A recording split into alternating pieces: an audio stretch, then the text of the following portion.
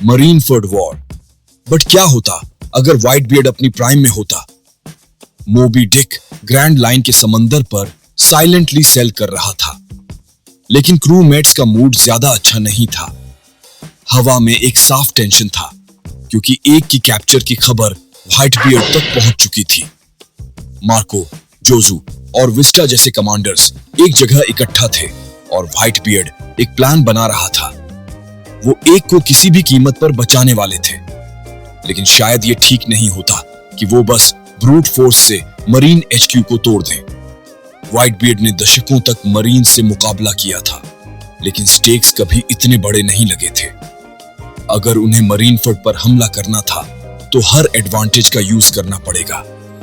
White beard ने अपनी कुर्सी का आर्म रेस्ट तोड़ दिया। काश मैं जवान होता, ये बीमारी ना होती।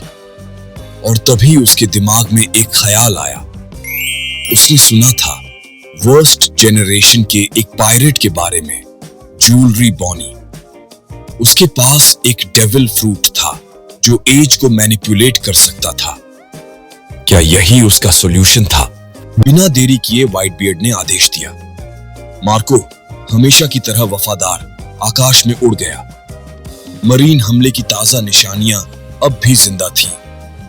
गिरी हुई स्ट्रॉ हैट क्रू की गूंजें वहां की गलियों में घूम रही थीं और सिविलियंस डर में थे। सेलेस्टियल ड्रैगन्स बहुत नाराज थे और उनके आदेशों ने मरीन्स को और ज्यादा सतर्क कर दिया था। हर गली में पेट्रोल्स घूम रहे थे जैसे परछाई हो। मार्को ने उस तबाही के बीच रास्ता बनाया। उसकी नजर अपने टारगेट पर थी। वहीं एक कोने में बॉनी बैठी थी, अपने खाने में लगी हुई। लेकिन जैसे ही उसकी नजर मार्को पर पड़ी, वो समझ गई कि ये कोई मामूली पायरेट नहीं है। मार्को ने बॉनी से बात करने की कोशिश की, लेकिन वो तुरंत भागने लगी। मार्को ने उसका पीछा किया और जल्दी ही उसे पकड़ लिया। उसने अपना परिचय दिया, लेकिन बॉनी अब भी डर रही थी। और जैसे ही उसने व्हाइट बियर्ड का नाम लिया, बॉनी के चेहरे का रंग उड़ गया। एक योंको उसे क्यों ढूंढ रहा था? इस बीच उनकी लड़ाई से इतना शोर हुआ कि मरीन्स भी उस ओर बढ़ने लगे।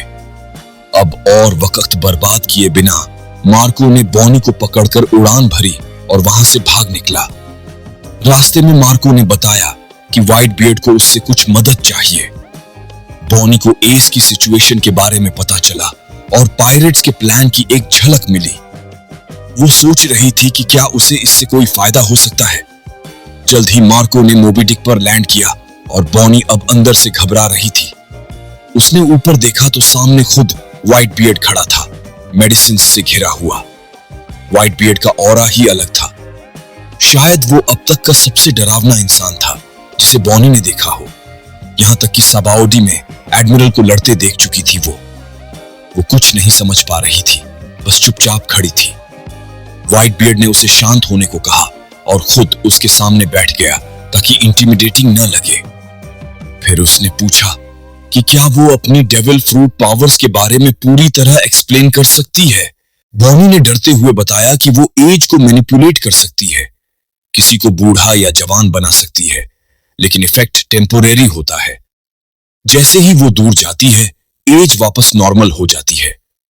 व्हाइट बियर्ड ध्यान से सुन रहा था। यही उसकी उम्मीद थी, ताकत वापस पाने की। अगर पावर थोड़े समय के लिए है तो बॉनी को उसके पास ही रहना होगा पूरे समय। कुछ देर सब चुप थे। बॉनी अपनी उंगलियां मरोड़ रही थी, घबराई हुई और सोच रही थी कि कहां फंस गई। व्हाइट बियर्ड ने अपनी बोतल से एक घूंट लिया और टेंशन को थोड़ा हल्का किया। बॉनी ने एक लंबी सांस ली और कुछ टर्म्स रखी। अगर व्हाइट बियर्ड भविष्य में उसकी मदद करेगा और उसे सुरक्षित रखेगा तो वो उसकी मदद करेगी। उसने सॉफ्टली प्लीज भी जोड़ दिया। व्हाइट बियर्ड ने कुछ पल देखा और फिर जोर से हंसा। उसने कहा कि अगर वो प्राइम में आ गया तो दुनिया में कोई बॉनी को छू नहीं पाएगा। डील तय हो गया। अब वॉर की तैयारी जोरों से शुरू हो गई। पूरा व्हाइट बियर्ड फ्लीट इकट्ठा हो गया था। मेरीनफोर्ड पूरी तरह सुरक्षित था, लेकिन व्हाइट बियर्ड ने जो रास्ता चुना वो किसी ने सोचा भी नहीं था। Underwater route. 3 ships bay के बीचों बीच सरफेस पर आ गए। व्हाइट बियर्ड के अराइवल से मरीन टेंस हो गए। सभी कमांडर्स एक जगह इकट्ठा हुए और तभी व्हाइट बियर्ड स्टेप्ड फॉरवर्ड। लेकिन ये वो व्हाइट बियर्ड नहीं था जिसे दुनिया जानती थी। अब वो जवान था, प्राइम में था, उसी मॉन्स्ट्रस शेप में जिसकी कहानियां समुद्र में गूंजती थीं। उसकी मसल्स फटी हुई, शरीर विशाल, बाल सुनहरे और लंबे। सारी मरीन्स देखती रह गईं। ये तो बिल्कुल डिफरेंट लेवल था। गार्प के हाथ कांपने लगे। सेंगोकू सख्त हो गया। अकाइनू का मुंह भी टाइट हो गया। और फिर व्हाइट बियर्ड बोला, मैं अपने बेटे को लेने आया हूं। उसकी आवाज गरज की तरह गूंजी। उसने अपना बिसेंटो उठाया और डेक पर मारा। ट्रेमोर फ्रूट एक्टिवेट हुआ। समुद्र कांप उठा। एक जबरदस्त शॉक वेव पूरे बे में फैल गई। समुद्र फटने लगा। आओकी जी सामने आया और आइस के साथ हमला किया, लेकिन प्राइम व्हाइट बियर्ड ने क्विक पंच से पूरा आइस तोड़ दिया और एओकी जी को हवा में उड़ा दिया। बैटल शुरू हो गई। मार्को, जोजू, विस्टा सभी मैदान में कूद पड़े। एस एग्जीक्यूशन प्लेटफॉर्म पर हैरान रह गया। दूसरी तरफ बॉनी एक शिप में छिपी हुई अपनी पूरी एनर्जी से व्हाइट बियर्ड को प्राइम में बनाए रखी थी। उस पर बहुत प्रेशर था। किजारू ने लाइट बीम से हमला किया, लेकिन व्हाइट बियर्ड ने उसे भी पीछे धकेल दिया। सिंगोकू ने अपना बुधा फॉर्म एक्टिवेट किया, लेकिन व्हाइट बियर्ड ने उसे भी पीछे गिरा दिया। और फिर आया अकाइनू। उसने कहा, व्हाइट बियर्ड, तू क्रिमिनल्स को बचाता है। व्हाइट बियर्ड ने कुछ नहीं कहा, बस आगे बढ़ता गया। अकाइनू ने ग्रेट इरप्शन लॉन्च की। व्हाइट बियर्ड ने क्विक पंच से उसे टक्कर दी। आसमान फट गया और फिर व्हाइट बियर्ड ने एक और जोरदार पंच मारा। अकाइनू सीधे जमीन में धंस गया। लूफी बैटलफील्ड में आया और एग्जीक्यूशन प्लेटफॉर्म की ओर दौड़ा।